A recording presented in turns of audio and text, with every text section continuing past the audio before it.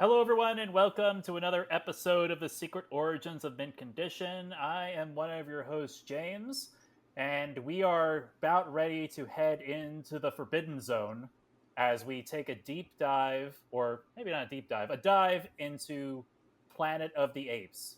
So, joining me to talk about this, marquee sci-fi franchise that we'll talk about that I don't feel like is at the same level as other franchises we've spoken about this podcast is, of course, Joe.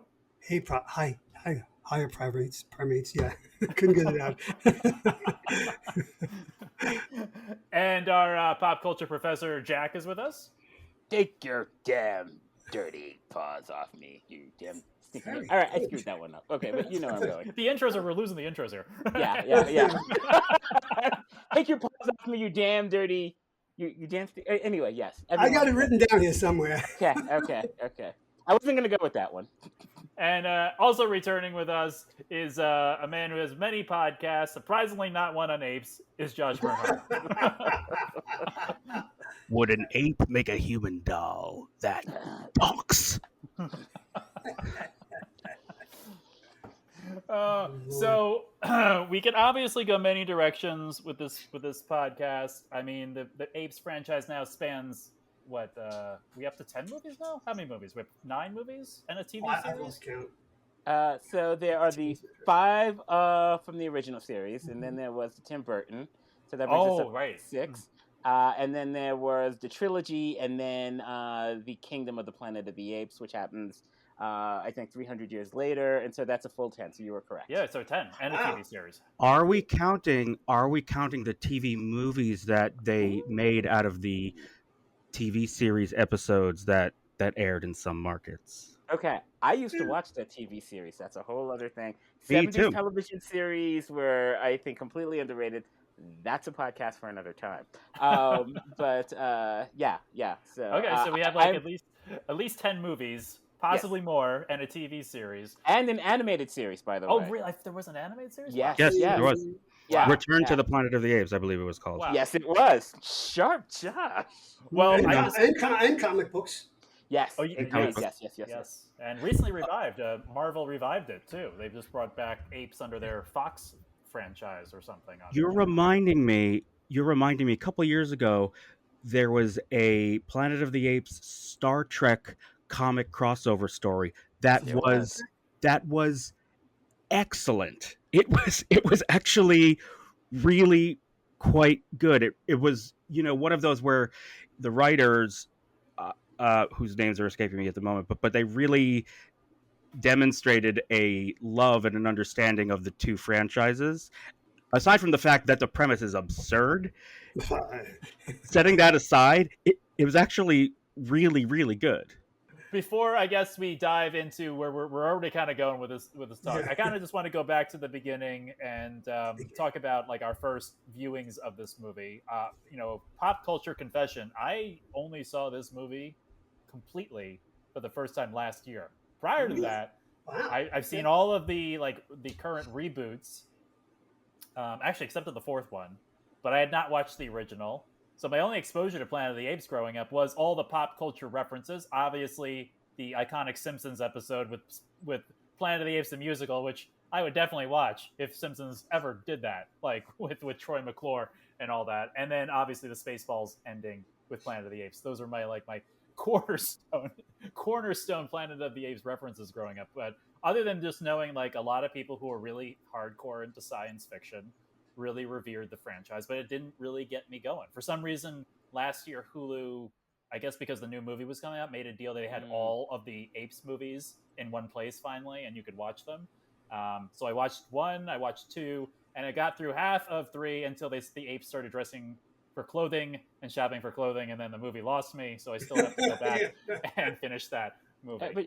But you have a young Khan Noonien Singh in that. I mean, like actually the sequel. No. Yeah, he's in Conquest. He's in the 4th one. Yes, exactly. Yeah. The sequel to that one. That let me tell you. Okay, nothing like seeing Khan / Mr. Rourke in a Planet of the Apes movie. I mean, one should want for nothing more.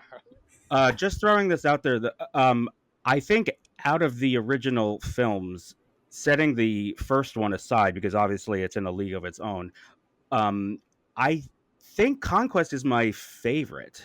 Mm. And it's not my favorite to watch, if that makes sense. Right. Because it's pretty dour. It's pretty brutal. Even with the reshot ending that they hastily rewrote the very end when Caesar is making a speech after the Ape Rebellion, and what he said originally was pretty intense, and test audiences like left the theater sort of shell shocked, so they rewrote his speech to strike a more conciliatory vibe. And if you watch the movie in that at that moment, the shot zooms right in on his face, so you can't see his mouth, and the audio sounds like he's in a different room, because he was. That's the fourth movie? Yeah. That's four. Okay. All right. What's the one that I forgot the name? What's the one that I only seen halfway through when the apes come to Earth in the? That'd be Escape from the Planet of the Apes. All right. So I have to finish Escape eventually at some point, which I will. I just haven't gotten around to picking up the rest of that movie. And don't worry. In the back half, it gets to that depressing, pessimistic. The world is headed for its end, no matter what we mere mortals do or wish for. The same as the other ones. Okay. Yeah. Well, let me. So, Joe, did you go see this movie in the theater? What's your story? I know you were saying when did you watch Planète? Well, this movie premiered, I believe, on February 8th, 1968. So I was 12 at the time. And as you know, back then, movies, as they were popular, they didn't disappear in a month. We talked about how Star Wars was in the theaters for 16 months. Superman was in the theater for about 11 or 12 months. So I probably saw it in the summer of 68. And my friends and I went to see it, check. We come on, 12, 13 years old. This is like the bomb, man. We loved it. We were shocked by the ending, of course. I don't think at that age I really understood all the metaphor and allegorical things that were going on in the film. Now I watched it this morning. It's like, oh my God, this is really on the nose. But it does have its merits for the times and even today, so to speak. But we enjoyed the hell out of it. Yeah. So it was one of my favorite films growing up as a kid. And did you continue on with the series as it came out? Yes, I saw the second one that came out in 72, I believe. No, 70. I think. 70, yeah, because then they all came out within a year of each. They were like Bond movies at that point, coming out every year. And then I think I fell off the wagon, so to speak. Then there was that day, I would imagine in the late 70s, mid to late 70s, when you could go ape for a day. That's how they advertised it. And we always went to, I think, was the theater in Queens, and you could watch all 5 movies for like $5. And you spent the entire day. And there was, obviously, there was intermissions, and we had a lot of hot dogs and probably got sick on the way home on the bus, if I'm not mistaken. But, yeah. So I've seen them all, but I don't remember them too well after the second film. No, I don't. It's been a long time. No, but you enjoyed, like, obviously you enjoyed it, and it was something you followed at the time. Yeah. Definitely. Yeah. Jack, when did you see the original and then the successive movies? So, obviously, I wasn't born in 68, so I hadn't seen it upon its release. My earliest recollection was that, Channel 9 WWOR would actually air them. I'm not sure. I remember seeing them at least once a year. I think they would probably air them. And I don't even know what the occasion was, but I do remember seeing the first 3 in that way. And so I had seen the original on broadcast television. I must have been maybe around 8 or 9 at that point. But I mean, the themes were just so massive. I don't think I really understood it. For me, and I think even now, it's one of those movies only through multiple viewings are you really going to grasp the subtlety of what was kind of said there? And so, Joe, to your point, it was released on April 4th, 1968. Ironically, and we'll get into the themes later, but Martin Luther King was assassinated April 3rd, 1968. And so thematically, it has been viewed as a movie that kind of discusses using, again, as we've discussed in as science fiction is wont to do, it's about intelligent apes and astronauts, but it's really about us. Right. And so what are we seeing about ourselves that we don't like? So I think the movie, because again, it's based on a 1963 book, but it goes in a completely different direction than that book does. And so there was an intentionality in writing the screenplay, which was co-scripted by Rod Serling. And so I think once you have that aspect in mind, so much of it makes sense. And so from my perspective, again, watching it from that early stage, and even the subsequent movies, I always felt that the movies did three things really well. Josh was talking about Conquest, and again, I think thematically it also has some very deep themes. We can talk about those later, but I think the themes were very deep and profound for the time, reflecting the age in which they were written and created. Number two, the practical effects, particularly the makeup effects, were just Academy Award winning. I mean, I think they really kind of conveyed this otherness to the apes. Which I think allowed for the audience to really believe that this was happening. And the last part too is particularly that first one, that twist ending. Again, when you take in consideration Rod Serling's influence, but I mean at the time this was before M. Night Shyamalan. It really kind of set the tone that you can actually be within the course of a movie an unreliable narrator and not actually have the characters within the movie know what's going on. So I think those two things are what resonate just phenomenally, and why it still resonates today, why there was the remake by Tim Burton, and why the reboot series, again, I think it's something as the film industry kind of considers. It may not necessarily have had the broad, wide appeal that Star Wars, Star Trek, or Steven Spielberg movies had, but I think there's something about it that reflects ourselves back at us in a way that's somewhat uncomfortable, but makes it at least palatable. No, thank you, Jack. Yeah, you're kind of already was touching on some of the points I want to dig into. Like you said, why is this not as big as the other ones, but something that everyone kind of returns to periodically to either think about or reboot or make a movie about every now and then. But Josh, when did you first get exposed to the series? I was thinking about this yesterday in anticipation of this conversation, and I know it was on TV in the mid 90s, the early to mid 90s. That's when I would have seen it, possibly on Channel 9 like you, Jack, though I also remember the Sci-Fi Channel used to strip all 5 movies in 1995, so I think that's when I really started to. I was at an age where I could appreciate the movies on a level that when I was a little younger, I don't think I could, because strangely they were simultaneously too mature but also too hokey looking for me at that tender age of 8 or 9. I'm like, oh, I mean, this looks like an old movie. It's like they're wearing ape Halloween masks and stuff. Which is funny if you think about it, that you need to mature to appreciate the. Well, anyway, that's a whole other thought.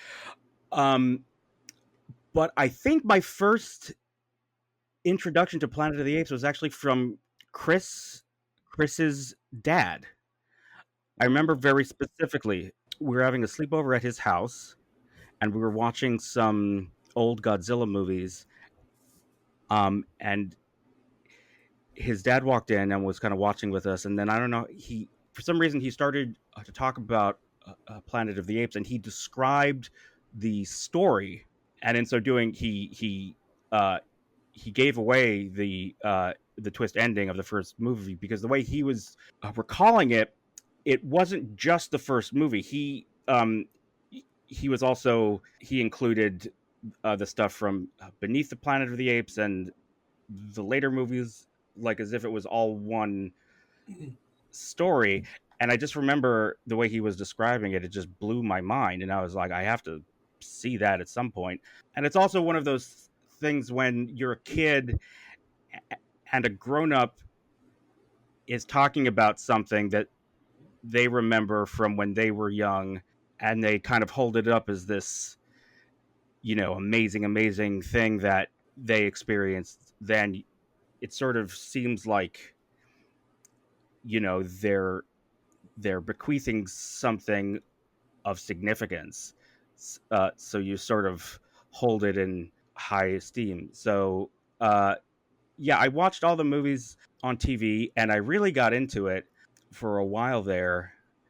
And I was slightly disappointed that there wasn't same amount of either content or merchandise or conversation around the Planet of the Apes movies as there was around like the other things I loved at the time, which was like Star Trek and Star Wars. And now I understand it's because it, wasn't in a live franchise, so there wasn't really a lot of that stuff going on at the time. Yeah, and I remember I was pretty excited for the Planet of the Apes, the Tim Burton movie, because it seemed like, well, how could you go wrong? It's Tim Burton, and it's Planet of the Apes, and I remember seeing that movie and being Marky Mark. Okay, yeah. Paul Giamatti was in that movie. Yes, which he's I good heard in that movie. I heard him say in an interview once the most embarrassing thing that's ever happened to him, because they had such detailed makeup on them, is when people recognize him and the only thing they can recognize him from is the Planet of the Apes, and he's thinking, really? Yeah, that is quite insulting. I don't Exactly. I don't blame him for being for feeling some kind of way about that. Yeah, the only other thing that I'll say, just to piggyback on what Jack was saying, and to answer your question a little bit, James, I think maybe the main reason why these movies don't have the same kind of hold on pop culture is because they are pretty pessimistic, and they go to some uncomfortable places. It's not a happy vision of humanity or the future, which is consistent with certainly Rod Serling, because I know I never read the novel by Pierre. I forget his name. Yeah, I'm looking it up. He's French, so Yes, you're well French. within your rights to. Yeah. Pierre Boulle. Yes, right. Yes. Pierre Boulle. I do know that the twist ending of the movie and this revelation that they've been on Earth this whole time and it's sort of a ruined post-apocalyptic Earth, that was an invention of Serling, which completely changes the tone of the entire story, and I think kind of sets the template for the rest of the series. And it's actually interesting. The writer for the next four was a British writer, Paul Dehn. I'm not sure how to pronounce his last name. Yes, Paul Den. Yeah, I guess. Yeah. But he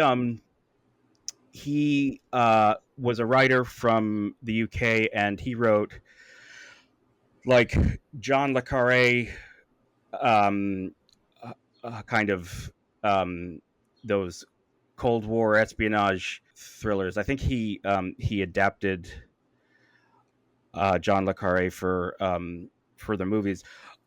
But anyway, he had a really kind of, pessimistic is the right word, but he had a very realist, kind of sober view of what was going on in the world, and he took this opportunity to write these Hollywood movies to really write something, like to really say something with them. And I think he's a big reason why the movies are saying something, quote unquote, and why they have that staying power, because they're about real things that linger on in your mind long after you've watched the film.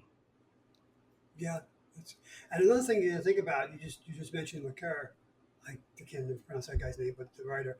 These movies were concurrent with the Bond franchise, and if these movies are dour and dark, people, not maybe, well, I saw the first one, I saw the second one, but I'd rather go see the next Bond movie, the next Sean Connery, or even when you get to Roger Moore, a more lighter look at the quote unquote Cold War that was going on at the time.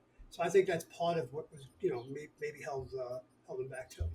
That to compete with the biggest franchise of all time, Bond. So Yeah, I mean, it's just like, obviously I've already said I haven't finished the original trilogy, like quad, whatever you call 5 movies. I don't know what the Pentalogy. Pentalogy is. Yeah. Word of the day. I got to write that down. And I haven't watched the most recent remake movie, which at this point I don't know if they're remake movies. They're kind of going on their own tangent. But the extension of the universe, the prequel, I guess. Well, I guess you could answer me this, so I can kind of ask my question.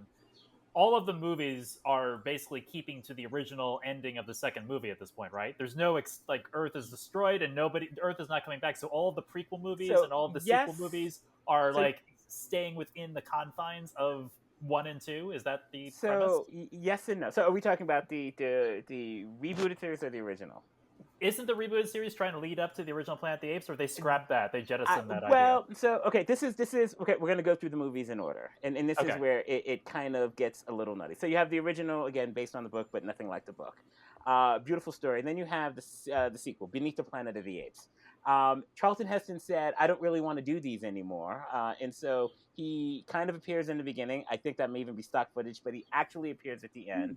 I apologize, people. I'm giving you some spoilers that are now 55 years old. You just got to deal with it. And so essentially the only way he agreed to appear in it is if they blow up the planet of the apes at the end. And so they did.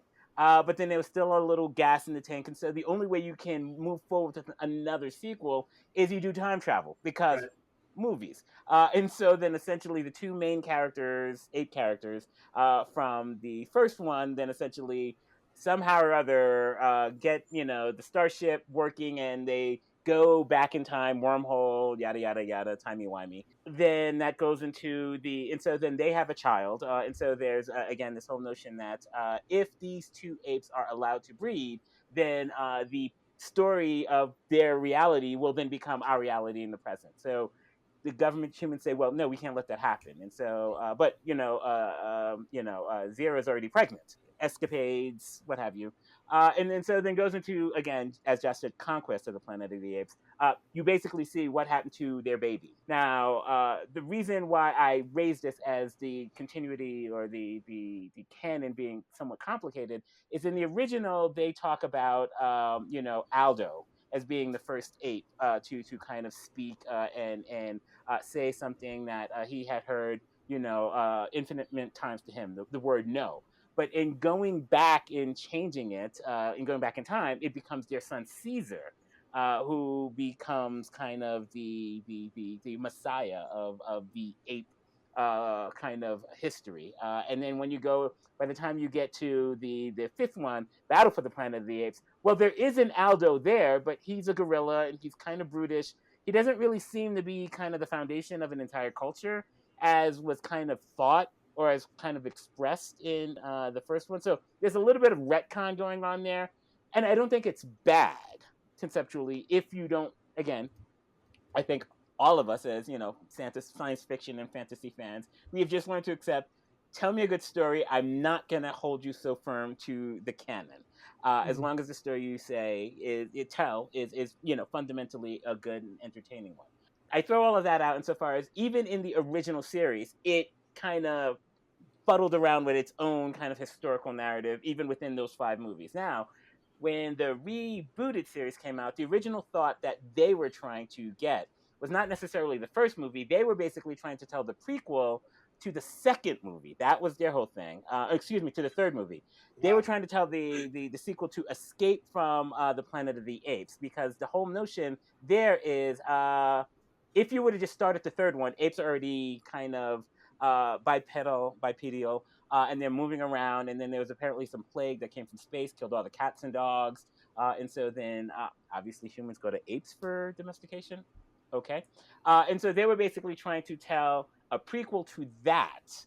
The rebooted series, as originally envisioned, was basically a prequel to the third movie, Battle for the Planet of the Apes, not necessarily 1 and 2. And then it became so popular on its own, they created their own kind of way of looking at everything, where obviously they don't now need to lead to the Planet of the Apes as we understand it.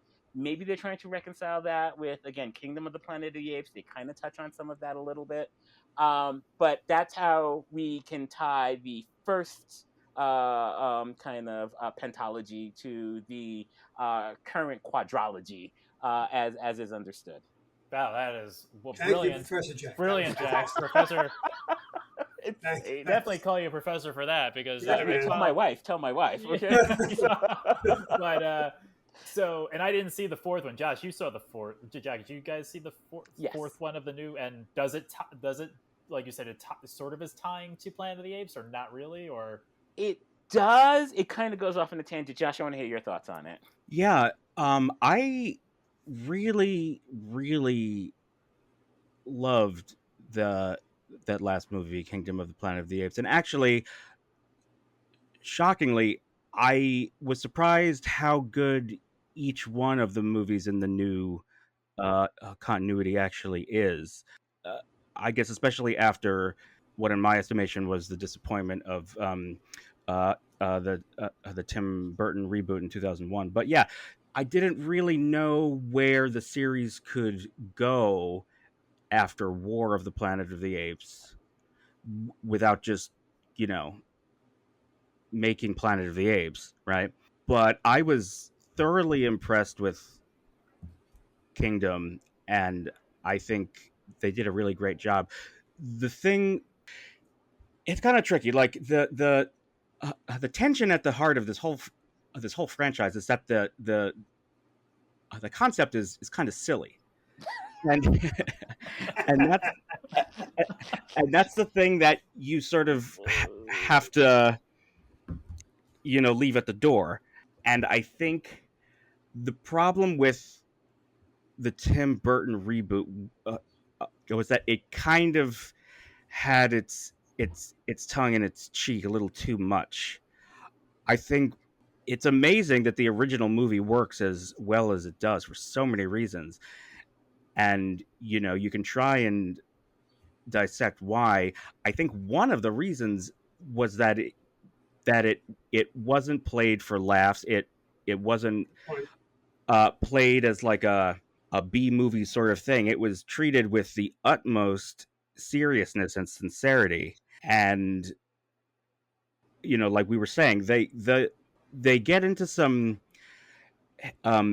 heady things about human nature and the end of the world, and the treatment of not only just animals, but the mistreatment of our fellow human beings.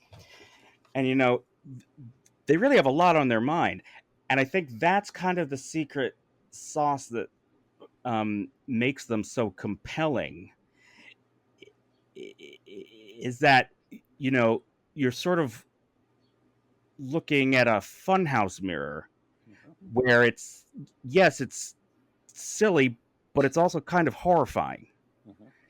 And I think that's why they work. And so the new movies, each one of them in their own ways, really makes you feel the gravity and the desperation of the situation. I remember, I don't know which one it was. I think it was the second one. Which, by the way, the titles of the first two movies in the new continuity should have been reversed. Yeah, exactly. I agree. I was going to raise that, but the first one should have been The Dawn of the Planet of the Apes. The second one should have been Rise of the Planet of the Apes. It doesn't really make a lot of sense when you start with Rise and then you go to Dawn. No, but hindsight and all that. I didn't think there was a lot of gas left in the tank after War of the Planet of the Apes, but I was proven wrong because I really, really loved the most recent film. And what's so impressive to me about it is that I like these new movies. I hold them in such high esteem that I think they go, for me, toe to toe with the originals, just in the sense that they're just really quite well realized, well made, smart movies. There are certain like kind of aesthetic qualities about the originals that I prefer, and these new movies obviously lack. It's like I'm sure that I have spoken at length on this podcast about how like I like seeing the seams when I'm watching a movie. I like having a sense of the time and the place and the culture that made it while I'm watching it. I don't like these I don't really like movies that try to look like perfect because I just feel like loses some of the charm, for lack of a better word. And again, like a part of what is interesting, whether you're conscious of it or not, about any movie is that the movie is a reaction to the time and the place and the circumstances under which it was made. And sometimes I think those kind of they end up in sync in a really interesting way, and you can't really separate them out without losing what makes the movie so good. And that's a long-winded way of saying like, and I think the Tim Burton movie is proof of this. There's no way to just remake Planet of the Apes because unless you are making it in that time and that place, you're losing a lot of what makes it what it is. We kind of already, I think Josh, you probably summed it up that the ultimate message of all these movies is post-apocalyptic in the most apocalyptic sense. Like it's humanity. Like at a certain point in the new movies, it seems like you're supposed to your point of view is to root for the apes, right? Like they're the main characters. Like the humans are the incidental characters, and at some point, even in the originals, you're supposed to be rooting for the apes. And I guess which is, I guess maybe apes is just because the messaging, like you said, is sometimes so on the nose and so uncomfortable that maybe that's why the franchise didn't continue up until the Tim Burton thing. Like because it drops off at a certain point. There's no more apes. Like it disappears like Star Wars until Tim Burton decides to make a movie. Then it disappears again until they do the recent remake. But sorry, Jack, you're trying to. No, I want to touch on that. So I was listening to Josh, and Josh raised, and so I'm gonna kind of look from like the original, Pentology, and then the most recent quadrilogy. And so one of the key things, and I think this is the reason why the franchise, and it's been very fortunate because it's had good scripts and good directors and good actors. And so I think if it fell short on any one of those, it would have been problematic. The original, I think, and also the reboot focus. I think if you want to simplify thematically what it's about, it's about self-destruction, and the original first movie is essentially the upside down world of the Planet of the Apes was only allowed to rise because man destroyed himself. And that was kind of the theme and then when you go into the second one, Beneath the Planet of the Apes, they're still humans, they're mutants. I'm not going to go into it. It's not really worth it. But again, man destroys himself again. And so the self-destruction theme essentially it continues. When you get to the third one, it's like, well, now man must destroy the apes so that man can survive. Because if the apes are allowed to procreate, then that assures man's destruction. And you get to the fourth one, now you have a subservient class, and then the two of them are basically fighting against each other to essentially see who will dominate in the next, So again, it's about survival and again the destruction. only in the fifth one, and I think this is to your point why the franchise kind of dropped off, is because essentially, and the reboot was smart enough to go in a slightly different direction. But essentially, it was, can ape and humans live together? And the theme there is, yes, we can. But they're going to be kind of extremists on both camps, and we need to deal with that if we're going to kind of come together as one group on the planet. And eventually they kind of get there, but then essentially you have no more story to tell, because if man and humans can kind of get along by the time you get to the fifth one, well, then there's nothing else there's no place you can go with that.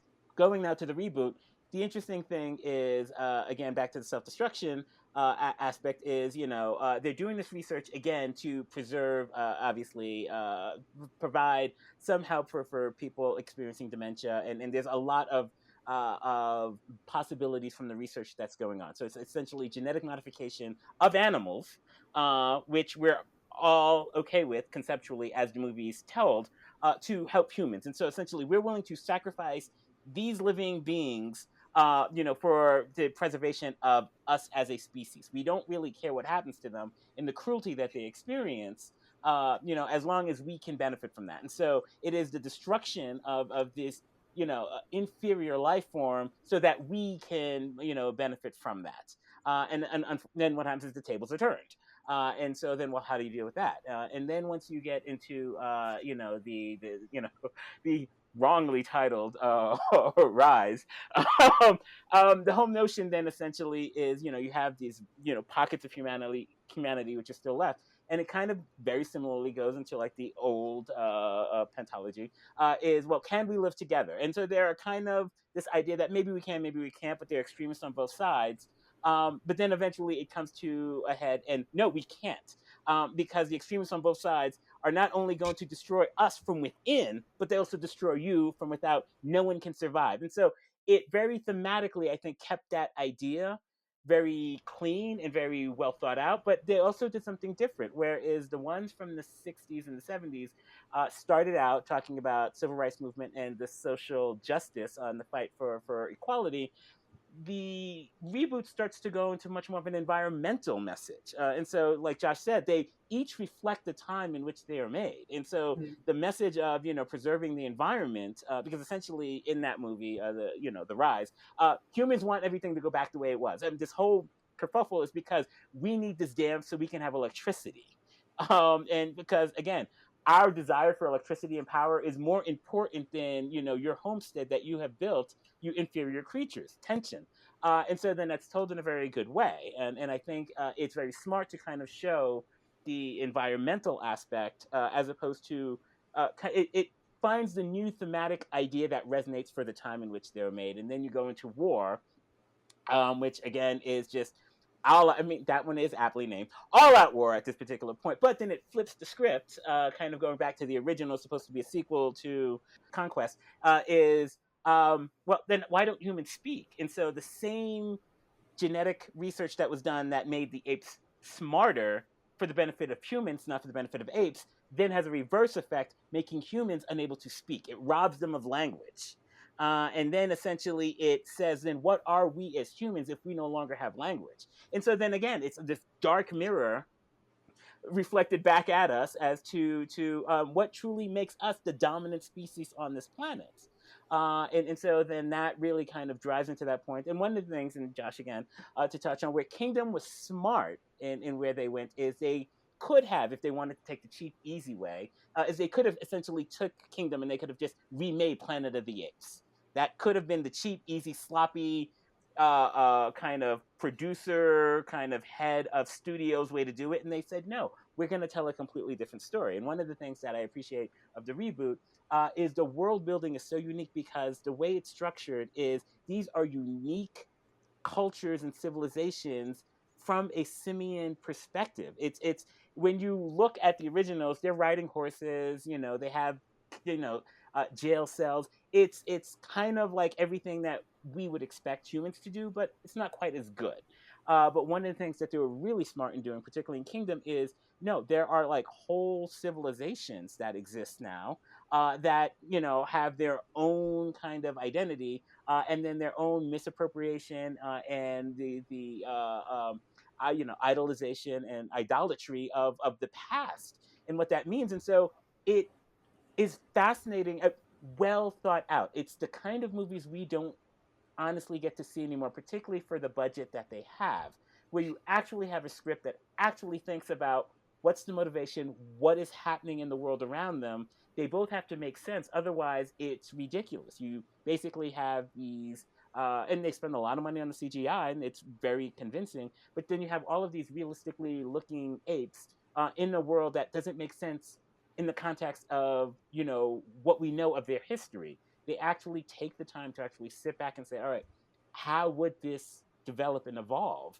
if this were an actual true civilization? And so I definitely think they're probably the smartest of the franchises that we have consistently. And again, the second and the third one were directed by Matt Reeves.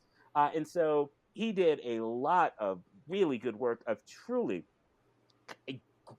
ingraining you in the natural world. I mean, so I mean, their civilization doesn't have high rises, and so they live in trees. But you can almost smell the mist. You can see the moss on the trees. You can see where the young apes are playing by the river. I mean, so they actually take the time to actually bring you into their reality. And I don't think a lot of filmmakers or a lot of franchises actually take the time to do something as convincing as that. So yeah. Thank you. Yeah, well, now you've convinced me I should go watch Kingdom of the Planet of the Apes. So you actually don't have to, I think, have seen... I mean, that's something else with, I think, all of these movies. You don't have to necessarily have seen what has come before to get into and follow what is happening and enjoy on its own terms what the movie is doing. Like, like one of the things that is really striking, and I remember thinking this, I guess, when did Kingdom come out? It's like a year ago now, right? Yeah. About a year. May 10th. May 10th. I remember when I was watching it, like, there are, like you mentioned, Jack, there are so many, like, little moments and things that they choose to linger on and showcase and show you that are just like, little lyrical things that really do give you an appreciation or a sense of the beauty of this world and their culture. And this is one of the few instances where I don't think it would be possible to make these movies without the technology, and in a way that these movies utilize CGI and motion capture and even artificial intelligence to create these very naturalistic, humanist movies that I don't think I've really seen any other movie, certainly not on this scale, do. And for me, like, these movies are the exception that prove the rule. People lament the over-reliance on special effects and CGI and visual spectacle in movies now, and they don't make them like they used to, because back then they had restrictions, and you could only be judicious with what you showed. But these movies prove that you can do amazing things with this technology that you wouldn't be able to do without, that are in my estimation, like, really worth seeing. Which actually reminds me, just one other thing on the Blu-ray for Kingdom of the Planet of the Apes, because some of us actually still do collect physical media. There's an incredible special feature where you can watch the whole movie with the actors in the mocap suits performing, and it's incredible. Like, so you get to see, so the actors performed everything on set. And they had like the mocap suits and like the rigs with the cameras so that it would capture their facial expressions, and they were able to sort of translate that and transpose that onto a fully computer generated character. They were actually physically there and were acting out and performing everything, and you can watch the whole movie without the CG and the actors performing as the apes, and it's pretty amazing to see. Joe, I had a question for you. So, in the same way that we're talking about the themes now, did you and your friends, when the original Pentology was out, did it spark conversations like this? Because not again, not the 12 and 13-year-olds, no. Okay, No, okay. we were there for the adventure.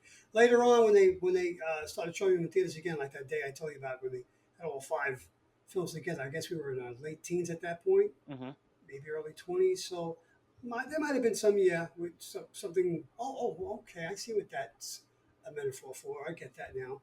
But originally, no, it was just let's go see humans and apes beat the crap out of each other, and that's what we wanted to see. So yeah. Well, Joe, I guess you have not seen the newer movies, right? No, I saw the first one. That's what is that Rise? The first Yes, that is Rise. Yeah. Yeah, and that's what James Franco, right? Mm-hmm. Yeah, I did see that. I enjoyed that, but I haven't seen anything since that. No. I'm not putting you on the spot. I'm just curious because I had the same thing. Like, I didn't come to the original until last year. So, was there anything like about the new ones that you were like, it just wasn't for you? It didn't like. I'm just curious, like because that when was that movie made, Josh? What year was that? I think 2011. Okay, so at that point, CGI was hitting. I think we weren't inured of CGI at that point. Or at least I wasn't. So I was like, oh wow, that's really cool what they're doing. They couldn't do that in 1968. They can do that now. But now, you know how I feel about the quote unquote AI rule and things like that. So, but Josh, what you just said about these movies, these films, you piqued my interest. I want to see them now. I want to see what those worlds look like that you described. So, obviously there are filmmakers that can take this technology and not make it consume the film, and there are filmmakers who just, that's the easy way out. Let's just go that way. So your thing is more it was too technologically driven, and it would be hard to access the story. Is that kind of like? Yeah, I think so. That's why I dropped out after the first one. I didn't think that it was. I would care for the story, but now listening to you guys, Jack and Josh, speak about these films, I definitely want to. Are they streaming right now on TV on one of the services? They're on Hulu. I think they're all on Hulu now. I think so. Yeah. Yeah.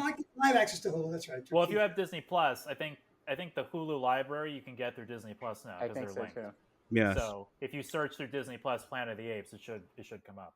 No, I do remember the TV show. I think it only lasted a year, right? I believe. It did. Yep. TV show only lasted a And year. you know why it only Animated lasted a series year? only lasted a year as well. It was on opposite Steve Austin and the $6 Million Man. He just kicked its ass. You can't compete with that. No, you can't. That was within a year, that was the top rated show on TV, $6 Million Man. So CBS put that on opposite that, and it's like, what? I wanted to see both of them. I remember being really confused, and I remember specifically, I know that I saw the Planet of the Apes TV series on the Sci-Fi Channel in the mid-90s, and I was really excited to start watching it because I'd read about it. I knew that there was a TV show, but back then, that was all you could do. You could read about something and knew that once upon a time it existed, and that was it. Exactly. So I was really excited to watch it, and I remember being confused because it's not really in continuity with the movies.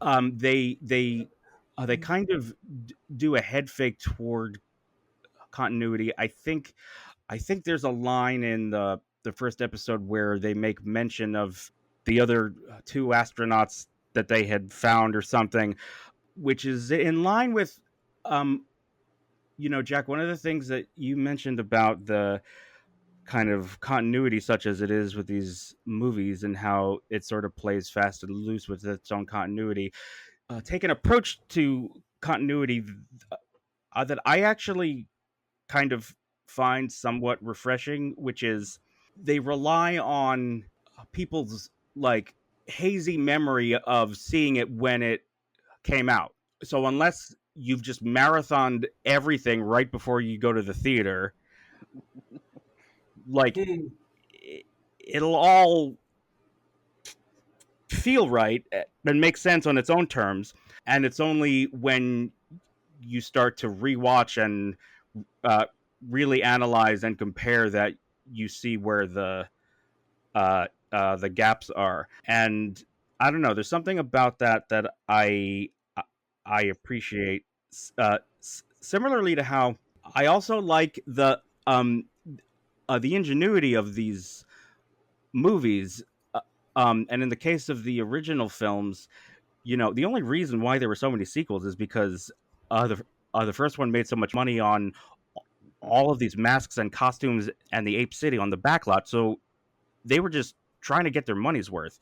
You know, the writers and directors and everyone else like had to figure out how to make more of these movies with like a pretty challenging situation. I think each one of the movies doesn't really scream sequel at the end.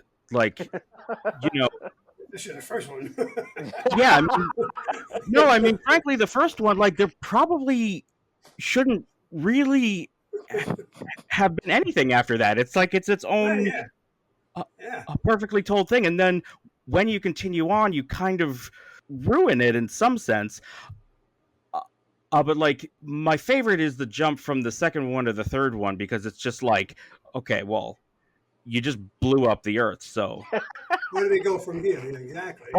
But they had an idea. Well, what if right before it blew up, what if Zero and Cornelius had found Charlton Heston's ship, and they're putting it back together, and they have another scientist guy, and they figure out how to do it, and then they go up in space, and they go, and that's another thing that I appreciate. By the way, as intelligent as Zero and Cornelius are, the idea of a paper airplane astounds them. So how they can fix a starship, okay? When they, you know, ape kind does not even understand flying vehicles. Well, they had the third ape too. No, that third guy. It was that third guy that the gorilla chokes to death or whatever. He was the real brains behind the operation. After you finish, Josh, I have a couple of questions for both you and Jack about this technology in the film. No, yeah. The last thing though about that I appreciate is that these movies don't try to explain things very much. They say just enough to kind of make you understand the scenario, and then they move on. They don't try to come up with elaborate explanations to justify itself. It's just like, no, yeah, there was a virus in space, killed all the cats and dogs, and so now we're doing this. You know, I have a couple of questions for the professors, James. Okay, bring them on. All right, the technological scale, the technology that's on display in the first film. They have repeating rifles. They obviously have metallurgy to make them.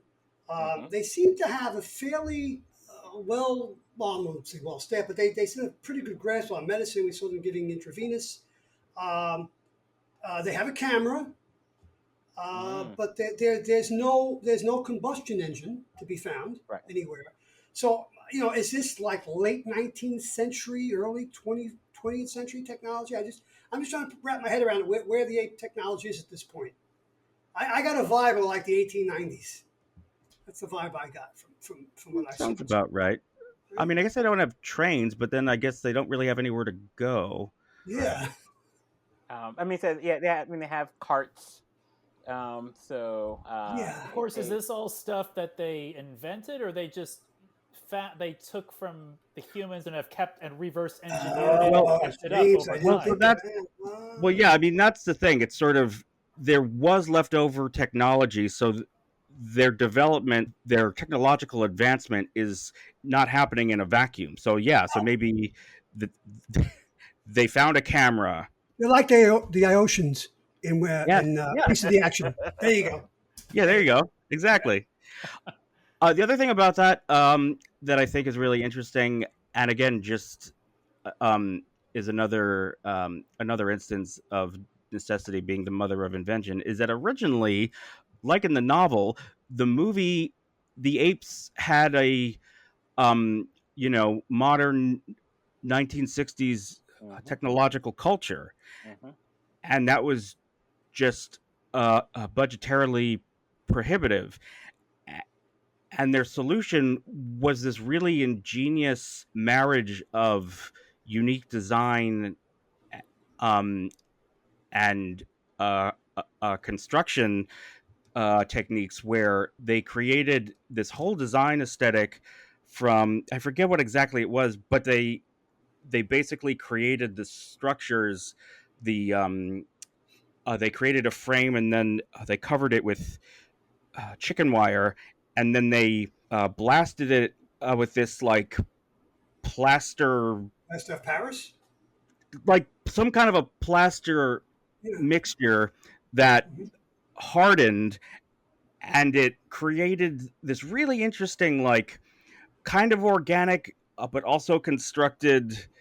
Like, there's something about it that just feels right, and you don't know exactly what. And that's another thing. Like, can you imagine this movie, the original movie, lasting in the iconic way that it has, like, without those images of the gorillas on horseback and No, you're right. If they had set it into the quote unquote 1960s, where the movie was 1968, it wouldn't be timeless because and the village they created is very it's interesting. It's a great look, but it's also very functional for obviously the number of chases that are filmed, and some of the camera work is incredible. Really, I mean, we haven't talked about that at all. The cinematography, the camera work, it's just amazing how they got so much out of that. And I was watching it again this morning for the first time in I don't know how many years. I was like, oh my God, this is really good. It's really good. It really holds up. It's like a really just well-made movie. I mean, like sci-fi chiller adventure. Yeah, it's great. Yeah. It's great. I have another question for the professors. Yep. The mission, the space. Where were they going? What were they doing in space, traveling at light speed? They never say. Yeah, I mean, that's. But on one level, I kind of appreciate that because then you'd get bogged down in that as an idea. I mean, you just kind of have Charlton Heston, pontificating in the beginning, just having this man still make war against his brother. I mean, when I think about Charlton Heston, I mean, obviously I think about Moses. He parted the Red Sea, right? And then in Ben-Hur, which is one of the greatest movies ever made, and Soylent Green, it's people. Soylent Green, thank you. And so now he's left the Earth and he's found space. He's found intergalactic space travel. He's traveling at the speed of light. And when they left Earth, it was 1972, correct? Something like that, yeah. I think it might have been the 80s. I wrote down here, Jack. The TV show was in the 80s. Okay, I think you're right. Was in the 80s, yeah. Yes. So apparently, between 1968, when the film was made, and 1972, somebody over there was expecting light travel in the next 4 years. Wow, that's really really out there. And when the Cold War ended, so did research into space technology. Departure was in 1972. You're right. So I'm guessing they thought NASA would have a few breakthroughs.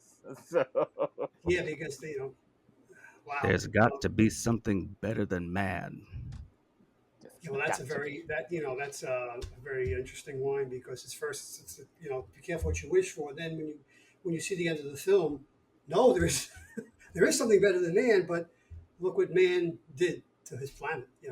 So no. So I mean, the thing that with respect to the quotes that I like as well, because Charlton Heston pretty much chews up with all his pontification, but then Dr. Zaius asks Cornelius to read something from the Sacred Scroll, and I like it, and on one level I find it's almost kind of the centerpiece of where I think the rebooted image goes, and if you'll allow me, it says, "Beware the beast man, for he is the devil's pawn. Alone among God's primates, he kills for sport or lust or greed.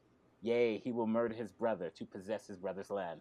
Let him not breed in great numbers, for he will make a desert of his home and yours. Shun him, drive him back into the jungle there, for he is the harbinger of death. And that always resonated with me because in many ways, if you take that quote, from the near end of the first movie, it almost becomes like the theme for the rebooted series because it makes no illusion that humans are the bad guys in almost every sense of the word.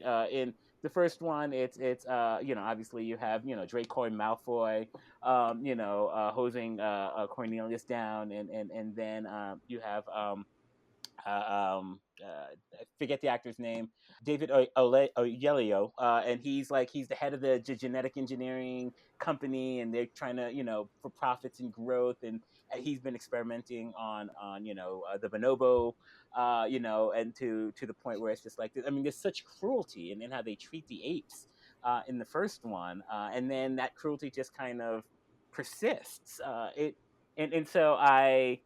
It's very interesting because they have been able to kind of take, and who knows, maybe this is just me. This is a Jack thing. I haven't found any source of that.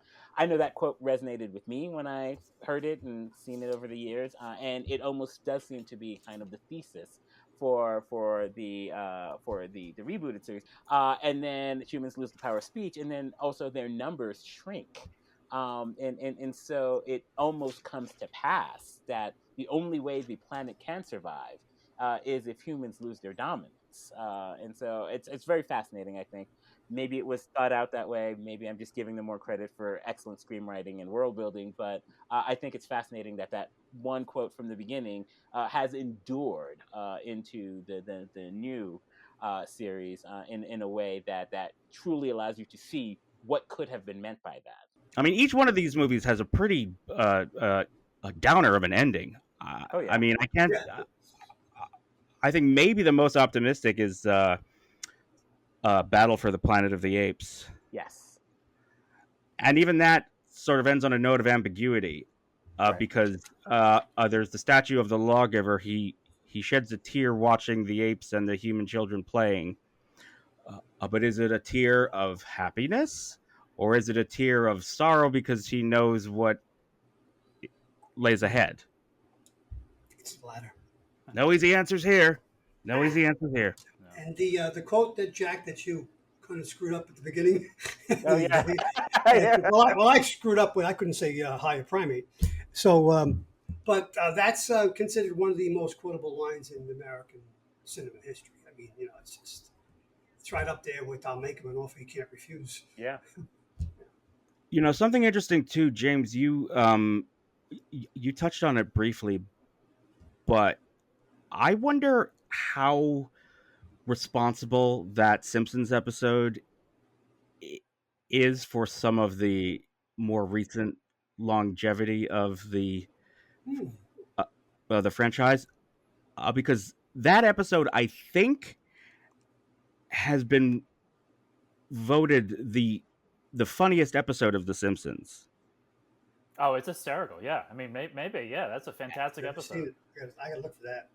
And it is interesting, too, because, even though, the franchise had a fallow period from, the mid-'70s until the early 2000s, I mean, actually, you could argue from the mid-'70s until 2011.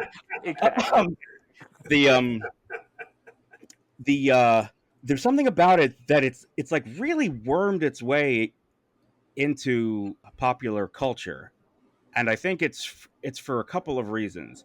I don't think you can underestimate the power of that twist ending. I mean,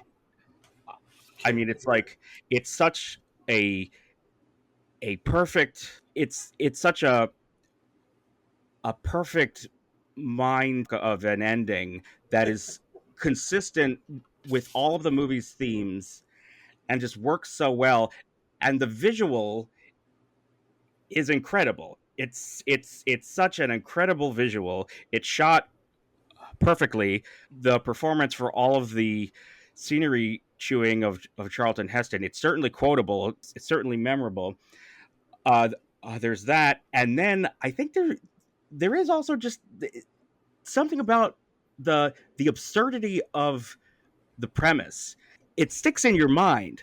The success and the quality of the prosthetic effects, like that, allows for the absurdity to come through, to be realized. It's not something you can laugh at because it's so obviously cheesy looking. It looks realistic enough to work. And I actually think that a part of why it works also is that it does sort of live in that kind of uncanny valley where it's not 100% realistic, but it's like just realistic enough that you buy it. You know, if that makes any sense? That makes plenty of sense. I mean, and that ending, when we see the bust of the Statue of Liberty, every filmmaker is looking for, the shot, right? They want to compose the shot. We heard it all the time about Zack Snyder and what he did to the DCU. That's another time we'll talk about that. He was more intent on that too much. But I mean, that shot is ingrained in in any pop culture fan's head. And it's also, I mean, Dr. Zaius does say when they ask where he's going, he said he's going to his destiny. Yeah, and I mean, the Dr. Zaius, you think he's seen that destroyed, that wrecked statue washed up on the beach? Interesting. All right, that was my other question. I have 3 questions for you guys. That was the third Interesting. One. Oh, I like that idea.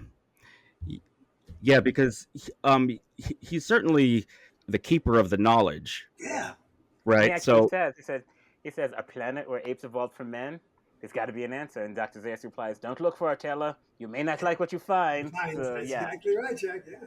I've actually visited that location where they shot the ending scene, and it's really pretty spectacular, and it's also fun to just, I don't know, like figuring out how to pull off that shot. Right. I also made a pilgrimage out to what used to be a part of the Fox lot, but now it's a public nature preserve, but where they actually constructed the Ape City. It's actually very close to where the standing set for the MASH TV show was. 477 to the hospital? Yeah. Wow. So if you know what you're looking for, you can actually see the same like hill formations in the background in MASH and in Planet of the Apes.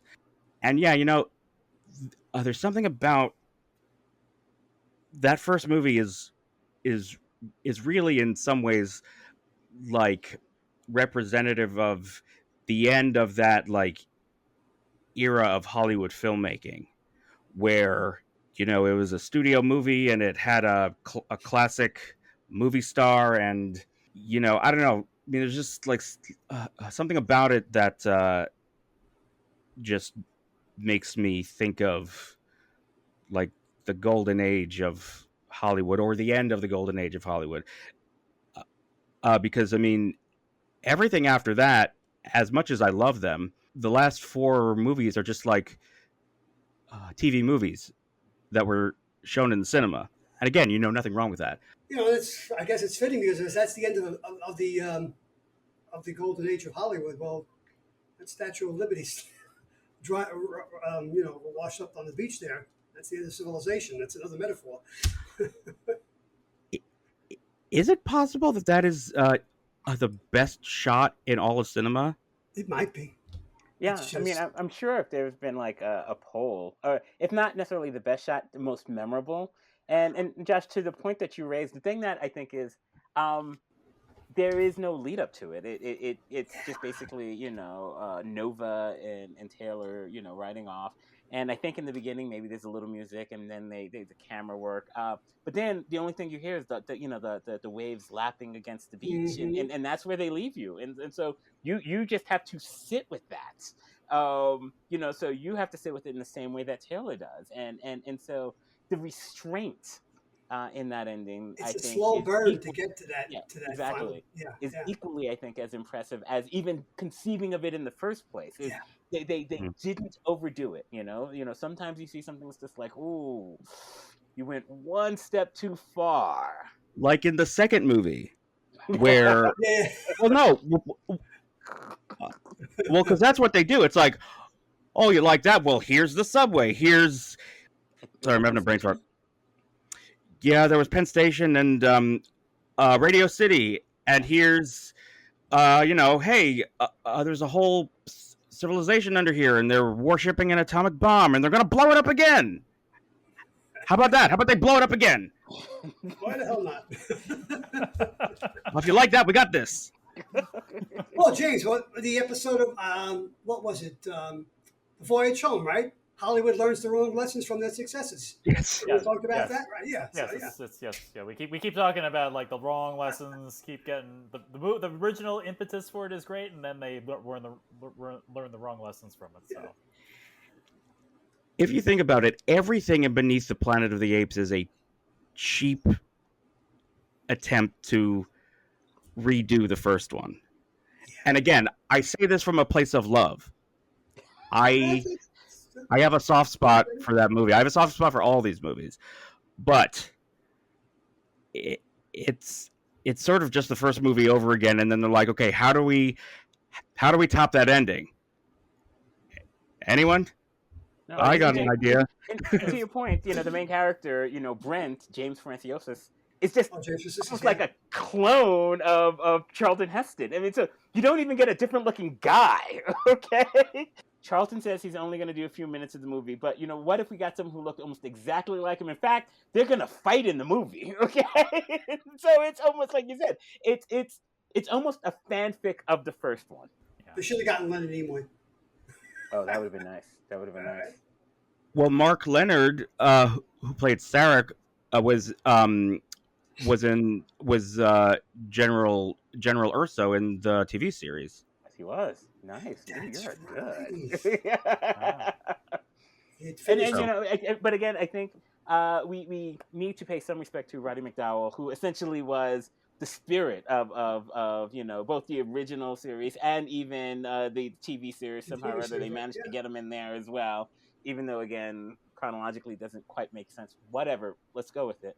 Again, what you remember. It's like, oh, I remember him, right? I remember some astronauts crash in the future, right?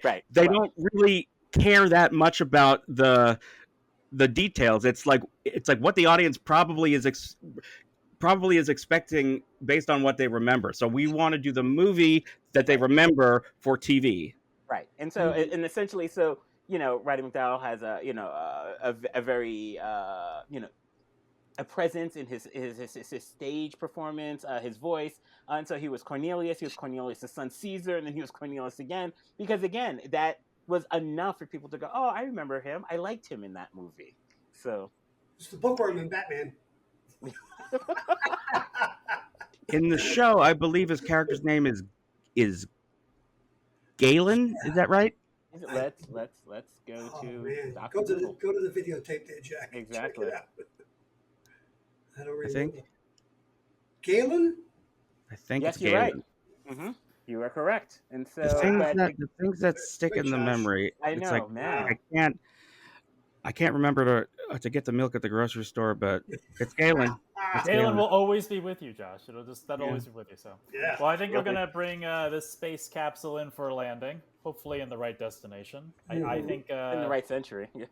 I think once Joe maybe watches the prequels and I finish the quadrilogy, maybe we could do episode entitled "Return to the Planet of the Apes." Oh, I like that. Based on the short-lived television series. Yeah, we're going to set up the sequel for this podcast already at the end of this podcast. That at some point we will return to Planet of the Apes once we've all seen everything and we can kind of weigh in a little bit more. But I think we've given final thoughts. But any other final thoughts before we head off into space? I just want to say thank you for doing this, guys, because I got to rewatch an incredible film this morning. So thank you again. I love these movies. I've been chomping at the bit to do this episode. So thank you, James, for finally getting us all together to do it. One thing, Jack, Roddy McDowall, he is so associated with this franchise and is in all of them except for the second one. Yes. He's not in the second one. Not. Some other actor plays Cornelius. And it's strange because, so much of the series really revolves around him and his performance, and the idea that one sequel, the first beyond that original movie, he's not even a part of. He may have prior commitments. He did. Yeah. He was probably appearing on an episode of Columbo at the time. Oh gosh, exactly. That's a good episode. Yeah, it's an excellent episode. Yeah. One thing, James, to answer your question, the thing I loved both about the original anthology and the current quadrilogy is it just shows us people can make movies about something, and I honestly, it so I tell you, Grace and I would go to the movies at least once, sometimes twice a month. That's our thing, and so we've got a busy summer ahead of us. And with all the movies that we see, so few of them actually have anything to say. And I think, touching on to your point, Joe, earlier about CGI and AI and just this whole notion of just rapid storytelling with no theme, no plot, no characterization. And I think we've lost that. I think because, again, at the time, these were not considered, even if they were considered B movies, they had a budget, they had studio backing. But they were actually about something. And I think we need to get back there. For the film industry and for us just as humans to see and imagine what the world could be and what we could do to make it go in that direction or make it go in a different direction is important. And I don't think many movies that come out now have anything to say. And these movies particularly have something to say. You may disagree, but they have something to say, and they don't shy away from what it is they want you to know. So, yeah. I agree. I mean, one, I appreciate all you being here. It gave me some more things to unpack with these movies. It gives me the impetus to go back and finish the original. Was it Pentalogy? Pentalogy, and then finish the quadrilogy because I have not seen Kingdom. So I will have to do that, and then I always appreciate the conversation. So thank you very much, Joe, for being here. Thank you, James, and thanks, guys, for, again, just setting this up so I can watch a great film. I loved it. Thank you very much, Professor Jack Adrien. Oh, yes. Thank you again. Yes, thank you. My pleasure. This, again, it was fun for me, I did watch a couple of them, and just kind of, I think about them often because, again, they're well-made movies, and so thank you for at least having an audience to kind of actually discuss it, and good friends, trusted friends who I can actually share ideas. So thank you. Yes, absolutely. And thank you very much, Josh. Oh, my pleasure. And I couldn't have said it any better than you guys. I'm down to talk Planet of the Apes whenever. So I'm a phone call away, a text away, a telepathic brain shriek away. Is this Josh announcing his Planet of the Apes podcast on this show? Oh, God. I got to stop podcasting. It's too, and then it's just too like much. The forbidden zone. Okay. Yeah, exactly. That's it. There you go. Got the name, the tagline, and exactly. Forbidden zone, neutral zone. Yeah. Well, listening audience, I hope you've enjoyed this podcast. If you have not dived into those movies, obviously we've told you where you can find them on Hulu, or probably through Disney Plus on Hulu, or you can go get the physical media in your library, or just go buy it, or even buy the digital copies if you want off of Amazon or something, so you can get them if you haven't checked them out. We appreciate you listening, and we will talk to you on the next episode.